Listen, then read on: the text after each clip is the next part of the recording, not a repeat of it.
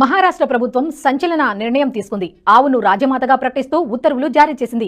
భారతీయ సాంప్రదాయంలో ప్రాచీన కాలం నుంచి ఆవులు ఆధ్యాత్మిక శాస్త్రీయ సైనిక ప్రాముఖ్యతను కలిగి ఉన్నందువల్ల ఈ నిర్ణయం తీసుకున్నట్లు ప్రభుత్వం ప్రకటించింది. ఈ ప్రకటన తర్వాత గోరక్షణ కోసం మహారాష్ట్ర ప్రభుత్వం మరిన్ని చర్యలు తీసుకునే అవకాశం ఉంది.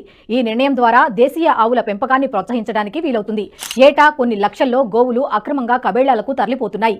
ఈ సమయంలో ఇలాంటి నిర్ణయం తీసుకోవడం వల్ల గోరక్షణకు అవకాశం ఏర్పడుతుంది. మరి మహారాష్ట్ర ప్రభుత్వం निर्णयाన్ని మీరు స్వాగతిస్తారా లేదా కామెంట్ల రూపంలో తెలియజేయండి. इस वक्त बड़ी खबर है। महाराष्ट्र में गाय को लेकर शिंदे सरकार का बड़ा फैसला।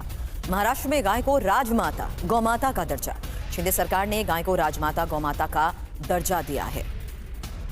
राजीव सिंह हमारे सहयोगी इस वक्त हमें ज्वाइन कर चुके हैं। क्या है आखिर ये महाराष्ट्र सरकार का फैसला? राजीव बताएं। बिल्कुल, देखिए आज कैबिनेट की बैठक थी और कैबिनेट की बैठक के बाद में महाराष्ट्र सरकार ने फैसला दिया है कि दरअसल गाय जो है वो भारतीय संस्कृति का हिस्सा है। वैदिक काल